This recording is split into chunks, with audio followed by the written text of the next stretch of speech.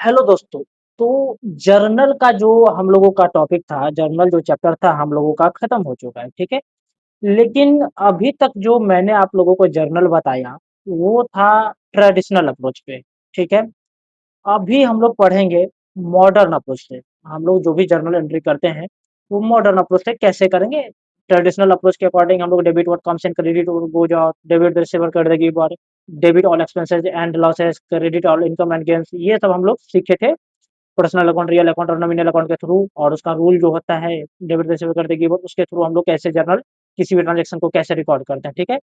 अब हम लोग थोड़ा देख लेते हैं मॉडर्न अप्रोच से। मॉडर्न अप्रोच से हम लोग किसी भी ट्रांजेक्शन को कैसे रिकॉर्ड करते हैं, मॉडर्न अप्रोच क्या कहता है, ठीक है।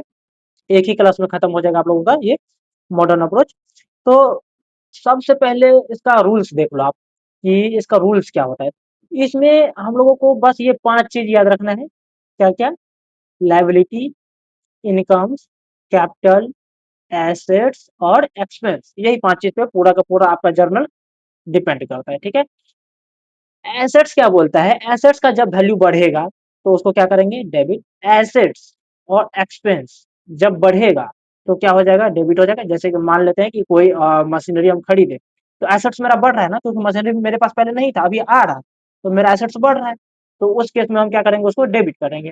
वो एसेट्स को बेच देंगे, इसका मतलब एसेट्स मेरे पास से जा रहा है, उस केस में हम लोग क्रेडिट करेंगे, ठीक है। एक्सपेंस बढ़ेगा, कोई सामान आप खरीदे, ठीक है, जैसे परचेज किए, तो परचेज को भी मॉडर्न अप्रोच में एक्सपेंसिव माना गया है। या रेंट पेड किए तो पहले तो पे नहीं करना पड़ता ना, लेकिन अब रेंट पे करना पड़ा तो एक्सपेंस आपका क्या हुआ? अप हुआ ना, बढ़ा ना, तो उस केस में डेबिट करेंगे, ठीक है। अगर एसेट्स घटेगा, एसेट्स अगर डिक्रीज होगा तो उसको हम लोग क्रेडिट करेंगे। मान लेते हैं कि कोई एसेट्स आप बेच दिए, तो आपके पास से चला गया वो एसेट्स, तो उसको क्या करेंगे? क्रेडिट करेंगे। या कोई एसेट्स आप खरीदे, तो एसेट्स तो आपके पास आया, लेकिन पैसा तो चला गया ना, कैश तो चला गया ना, तो कैश भी तो एसेट्स ही है, तो कैश को क्या कर देंगे? क्रेडिट कर देंगे। और जो एसेट्स आपके पास आया यानी जो बढ़ा हुआ है, जो प्लस हुआ है, उसको डेबिट कर देंगे। समझ में आया? ठीक उसका उल्टा रूल कहाँ पे काम करता है? लायबिलिटी पे।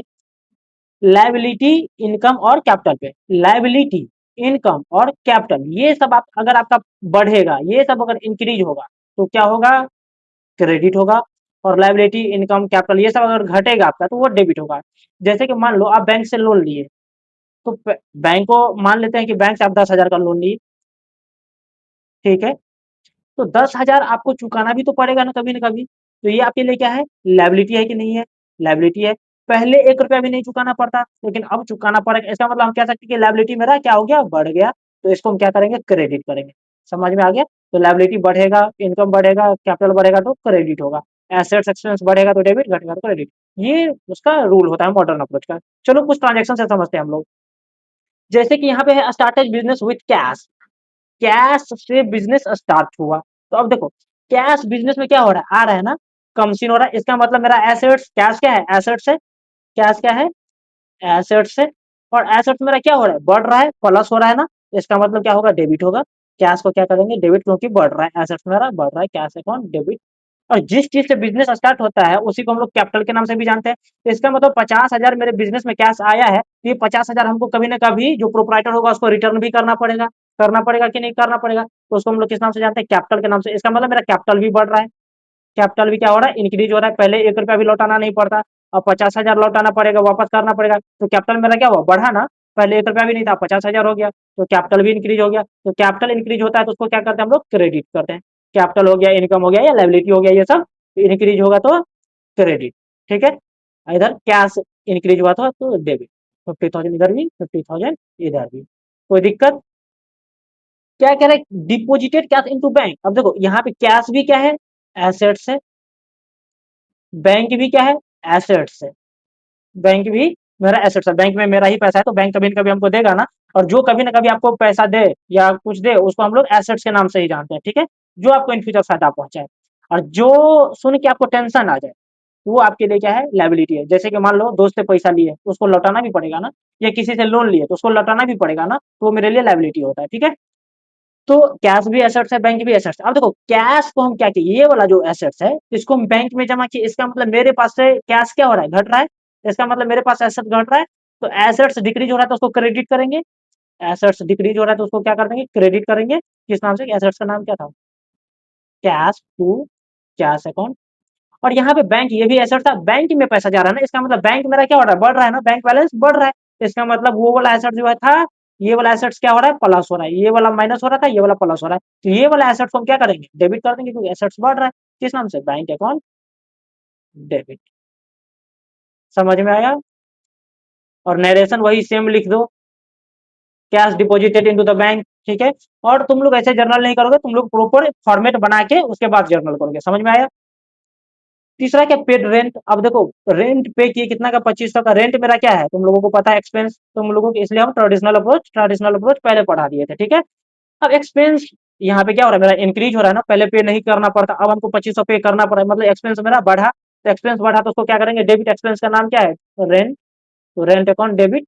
अब एक्सपेंस हम पे किए, इसका मतलब मेरे पास पैसा क्या हुआ, कैश क्या हुआ, गया ना, इसका मतलब कैश जो हो रहा है मेरा क्या हो रहा है, कैश जो है मेरा क्या हो रहा है, डिक्रीज हो रहा है, ठीक है, डिक्रीज होगा, एसेट्स डिक्रीज होगा तो उसको क्रेडिट करते हैं, तो टू कैश अकाउंट। समझ में आया? 2500 समझ में आया? Purchase goods for cash. अब देखो, मॉडर्न अप्रोच जो है परचेज को एक्सपेंस मान के चलता है, क्या मानता है, एक्सपेंस मानता है, और सेल्स को इनकम मानता है, क्या मानता है, इनकम। मॉडर्न अप्रोच के अकॉर्डिंग सेल्स क्या होता है, इनकम होता है, परचेज क्या होता है, एक्सपेंस होता है।